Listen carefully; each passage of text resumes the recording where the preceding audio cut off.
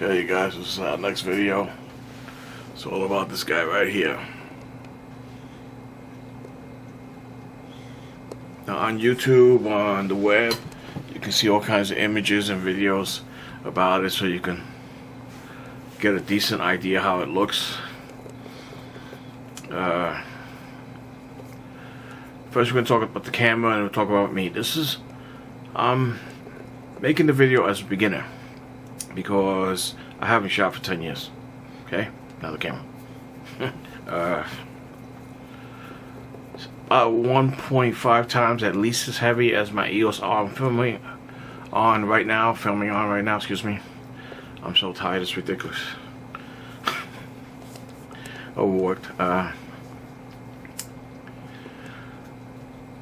It has excellent ergonomics. I've always liked Canon ergonomics better than most other cameras. I did try a D4. Ergonomics were excellent on that camera. Okay, Sony. Hate ergonomics on Sony. I had probably their first mirrorless camera when it came out. I didn't like the color rendition on it, tinted green almost, and you had to adjust it in the workflow. Canon might have been too much magenta, but that was easy to fix. The Sony files were a little more difficult. I wasn't used to it. Didn't like the button layout, hated the menus on the Sony. Nikon just confused me because they are different, almost opposite at times. But Nikon cameras I like so much better than Sony. They're equivalent to Canon, and different years one manufacturer would up the other manufacturer. So it depends on the camera and what year you buy the camera. You know, people would say, well, what's the best camera? The one you have, use it. If you ain't using it, then and if you ain't good enough to use it properly, use all the features, what you want, you don't have a niche, you don't shoot a certain style of photography, it doesn't matter. Okay, sorry about the rant. Ergonomics are crazy, good. We spoke about the weight a little bit. Has a vertical grip on it also that has for you to shots and adjustments on it, which is great. The battery is outstanding. I got mine used from HEF, so I paid $1,000 less than per se when it came out new. Might have been $4,500. I paid about $3,500. Sorry about the study. I'm just so tired. Please excuse me. Next, I looked over the camera, charged the battery. It's got a huge charger. I might need a second battery later on because this battery has been used. It's a used camera. Might have came out in 3 years ago, something like that. 2021 or something like that. Not sure. I didn't look it up. Either way, after we looked at the body and got the battery charged, I went straight for the menus. Now, when I used to shoot 10 years ago, I used to shoot raw and full menu. Camera set up perfect now. The way I used to shoot. Okay? Took me a minute. It wasn't easy. It took me a few hours. Hour and a half a day, maybe 3 days easily to get it to where I wanted it, okay? I got it with spot focus. And I noticed even though I had it in spot focus, zones would light up. So I had to shut that off. I didn't want that. I'm not doing fast tracking motion. If I was, I would set it up in a zone. I wouldn't even use spot. Okay?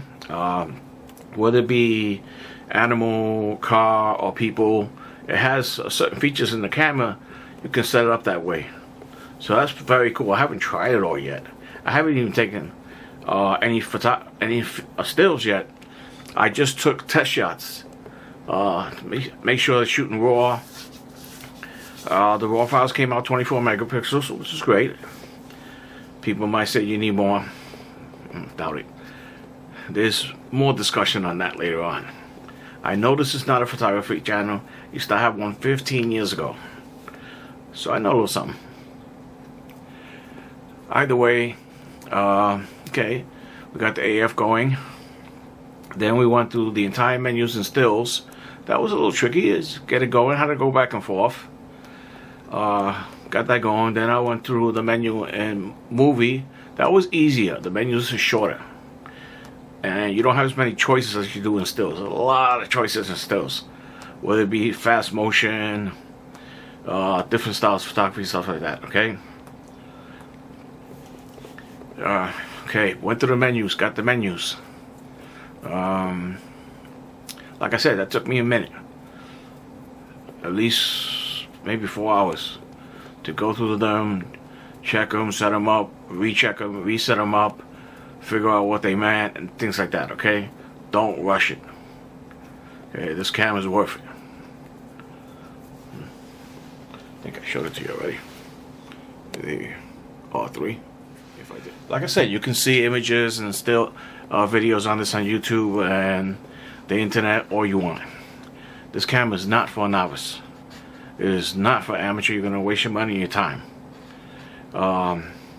There are other entry-level full-frame cameras that would be adequate for most people's use. If you're not a working photographer, you don't have experience, stuff like that. Okay, got the menus. Yay! I used to shoot in full manual. It's up here. I set that up in a heartbeat. Raw. Didn't like the JPEGs that was so small coming out of this camera, even though you put it on large. Like 3.3 megapixels versus 24 megapixels raw. Not even close. So that was a waste of time. If you're shooting for a newspaper, you're putting images on Facebook, maybe online, that'll be fine. But I want to keep my files. I don't want to lose them and have them degrade over time when I open them and close them. Okay? JPEGs degrade pretty fast. 5-10 times, you got nothing left. Unusable.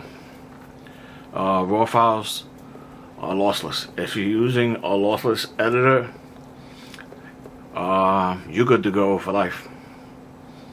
Okay, that's what I mean about the difference between amateur and someone who knows how to use this camera. Okay, set up my AF point. Again, had to shut off the zone because I don't shoot that way. I guess the next thing would be the electronic shutter. You got a mechanical shutter, electronic shutter. I love the electronic shutter on here. 30 frames per second if you want.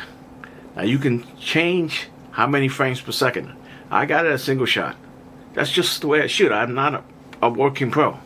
But if I was doing tracking sports, fast moving subjects, oh yeah. I tested it already. It works. Okay, it's kind of scary because you press the button down, what just happened? And you're trying to take one shot, so I put that to one shot. You got about 6 different choices on the shutter speed on an electronic. Not sure how many you have a mechanical. I will be using electronic shutter because it's virtually silent. That's just to have the camera to my head, I can hear it. But it doesn't mean anybody around me can hear it. If I was at a wedding, in a church, an event, they won't hear it. I really like. Now this rolling shutter, if you're doing video on this camera, but it's very minimal. Probably the least I've seen in a very long time. I believe I said I haven't shot for 10 years, so I'm starting again. That's why I list this video as a beginner. Okay, despite I have some experience. Okay. Okay, set up the camera, went through the menus. I guess the next thing is the button layout. Be careful, the buttons are close. You gotta get used to it. You don't want to touch a button by mistake and offset your settings or something like that. You could lose the shot. So get used to it, practice with it. When I was setting it up for hours, for a few days, I haven't done any photography yet, probably had 3-4 days. Want to get the camera set up right, and I'll try to explain how that works. What else would I really like? You can track one subject. They could be in a crowd, and you can track one subject. You can set the sensitivity to 0, where that person will be in a crowd, go around a tree, the AF will not lose that guy. That's really freaking good. There's so many features in here, it's ridiculous. Whatever niche you have, style you shoot, it's in here. But take your minute to set it up. Let's say you set it up for commercial photography, landscape, sports photography. Next day, you want to do a wedding. Less than 5 minutes. Set it up for wedding shoot, okay? Macro photography, whatever you want. It's once you understand it, it's not that hard to set up. So that's why I took a minute to learn. I took my time, my patience, okay? What else? Okay. Now we go to the button layout. There's several I understand. I used to shoot with a 5D Mark II, I believe. Could have been a Mark III, I don't remember. I think it was a Mark III. About 10 years ago. Or 15 years ago, sorry. 15 years to 10 years ago. Haven't shot for 10 years. The ones I didn't understand have little icons on them. So I just basically put in stills, pressed it, so it was good to go. That took, after I set up the camera, knew what the other ones was, figured out what the other ones was. I didn't understand. 2 minutes, 3, both in stills and video. It's not that hard. Okay, just take your time. Okay, got the button layout. Now I'm at transferring the files to the computer. That wasn't that hard. CF card. It uses CFB type B. I don't know why. It's just type A, so be careful. Careful with that. Excuse me. Very tight. Sorry. How to get a card reader for CFB. Okay, now I got the files on the computer. Now I gotta get editing software for RAW, because I don't shoot in JPEG. JPEG 3.3 megapixels, RAW 24.2 megapixels in RAW. It's a different world. It's like being a 20-year-old or a 2-year-old. It's not even close. It's like, why would you shoot in JPEG unless you were putting on Facebook? You don't care if you lost the files sooner or later. Open them 5-10 times. The files are useless. Things like that. So I'm at my workflow. Got on a computer. I haven't got my software yet. Don't want to pay a subscription for Lighthouse. Lightroom, excuse me. Lighthouse. I work with a company called Lighthouse, excuse me. I believe they can do it. Email 1 or 2 companies and they email me back. Look at the website. I said, no. I wanted the right answer. Does it work with this camera? CR3 files are not all the same. They're it's according to the camera. The files are different. Even though they say CR3, be careful with that. Okay? You want to know that your camera RAW files work with that editing software. A few others I'm looking at. I haven't done full research yet. ACDSEE. They say yes. Corel Ultimate says they do all RAW files. Not that. It's too many raw files out there. Exposure X7, Luminar Neo, Affinity Photo 2. So I have to still do my research. Once I get my workflow, I'll put up a video on that one. Okay, then I'll be shooting. I'm using a 3 primes, 1.8, 24, 35, 50. One is 16 f2.8. One 100mm macro 2.8. I don't need more expensive glass than that. It's not for what I'm doing. I can use that for work. That good. Especially on a 24 megapixel camera. We'll discuss that, why sensors, lens speed, stuff like that. I know this is not a photography channel.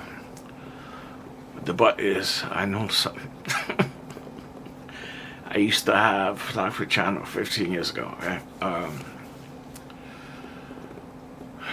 Is there anything else for right now? I can't think of it. You guys got any questions?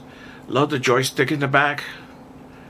I love the fact that I can still, with one hand, press the shutter, do